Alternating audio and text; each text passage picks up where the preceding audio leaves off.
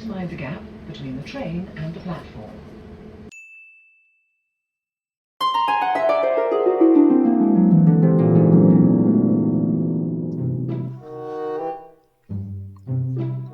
Hey, it's nice to meet you. What did you say you studied again? Yeah, it's nice to meet you. I study geography. Oh, so you colour in then? Yeah, I study geography. Oh, so you're becoming a teacher? Yeah, I study geography.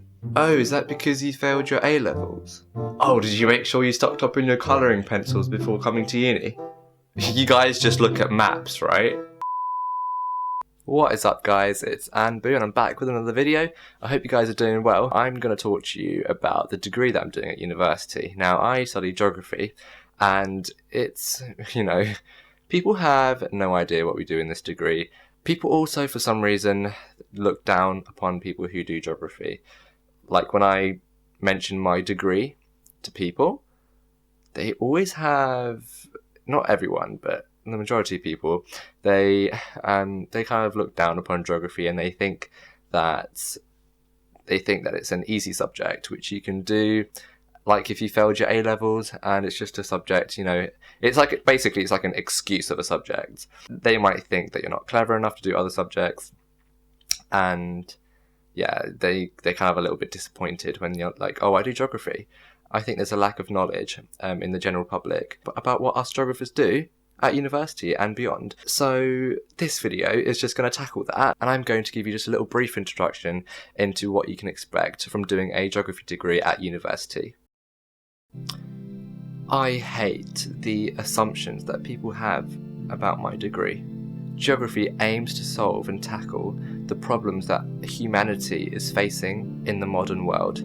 Climate change is one of them. The Arctic region may have its completely first ice-free summer by 2040.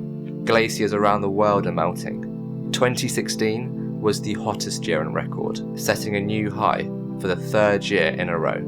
Due to rising sea levels, Bangladesh could lose up to 15% of its land. 30 million people living in coastal areas of Bangladesh can become environmental refugees due to climate change impacts. Don't talk to me about how we're colouring in our degree when us geographers are working hard to mitigate the impacts of climate change. Yeah, you might laugh at me and say that I can't make a difference as one person in this world, but if everyone thought like that, then no positive change can be made. And in my opinion, taking geography is the first step. Cyclones and hurricanes are intensifying due to the warming oceans. Desertification is a huge threat to our agriculture. UN figures estimate that 12 million hectares of land are lost every year due to desertification. That's land where 20 million tons of crops can be grown. So climate change is, one of the aspects that geography as a degree deals with. Why don't you follow me? I'm going to show you a project that I've been working on as part of my degree. So what I've been working on is a hydrological model. What this shows is the inflow and outflow of a river in Africa, in Nigeria to be specific. So along this river, they're planning to build a number of dams. This is to control water supply, to make sure that there's enough water for irrigation, to water crops in the area. And it was our task to input the estimated data and calculate what the expected outflow of this river was going to be, and whether the flow of the river was going to be dangerously impacted by the dam. As you can see in this graph, we're expecting to see the outflow of the river fall dramatically, which is going to have serious effects for the local environment. Does this look like colouring to you? Another world problem that geography tackles is pollution. For example, in London, thousands of children are affected by pollution. Children's lung development is being affected. Geographers work with urban planners and architects to try and reduce pollution in London. Geography also deals with world poverty. More than 3 billion people live on less than $2.50 a day, and 22,000 children die due to poverty every day. One of our modules in geography, called Development Geography, looks at how geographers can improve the lives of the poor. So we look at development programs, we look at aid strategies, and we look at debates surrounding aid. and whether aid is actually a useful tool for developing countries across the world, and whether trade should be used as an alternative. For example, aid promotes dependency, and bilateral aid can also be used as a political tool. So giving money through aid isn't always the best option for developing countries. So what are the alternatives?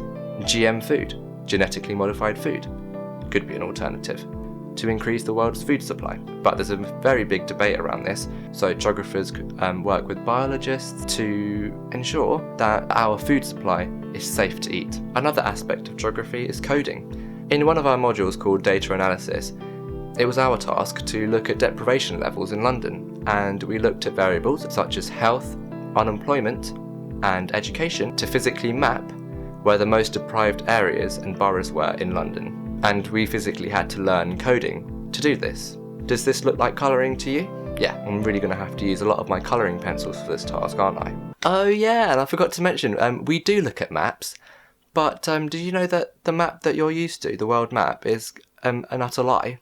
Right, let me just...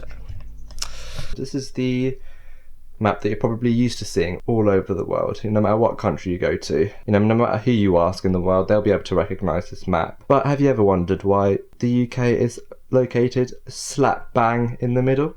And even GMT, even the time, is revolved around the UK.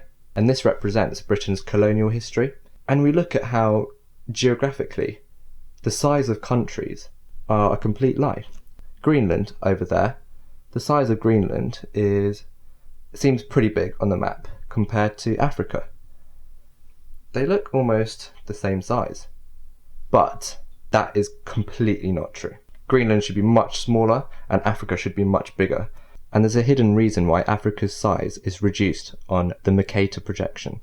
The Mercator projection is the name of this map. There are different maps, and the Mercator projection is just one of them, which is the most world famous one. This particular arrangement and sizing is called the Mercator projection. So yeah, us geographers do study maps, but just perhaps not in the way that you'd probably expect. Yeah, we also look at stereotypical things such as volcanoes and earthquakes, but geography aims to improve the lives of really vulnerable areas across the world. So, for example, we look at earthquake-resistant building design, so how buildings can be designed and constructed to actually withstand an earthquake.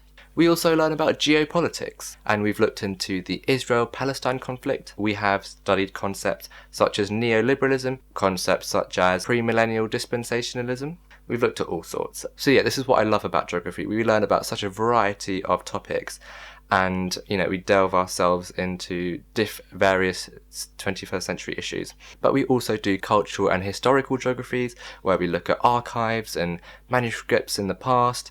And I also have to mention that geography, there's a lot of reading involved. Please don't assume that just because someone is studying geography that they can't do maths, because that's wrong, as we've got a ton of statistics which we have to cover in one of our data analysis modules, looking at t-tests, Spearman's rank, standard deviation, mean, blah de blah. Yeah, there's a ton of things that we do in geography.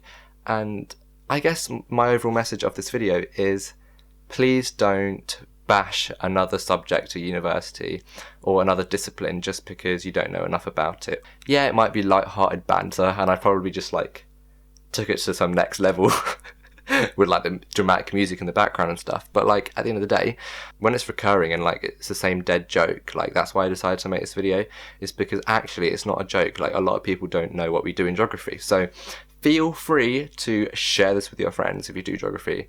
If you study a subject which a lot of people, if you feel like they don't respect the subject that you study, let me know in the comments below. I'd love to hear if you've had a similar experience with your own subject at uni. Yeah, I hope you found this video educational and also fun to watch. If you did, give this video a thumbs up and subscribe, because I make weekly videos on London life, uni life, and travelling as well. I'll see you next time. Cheerio!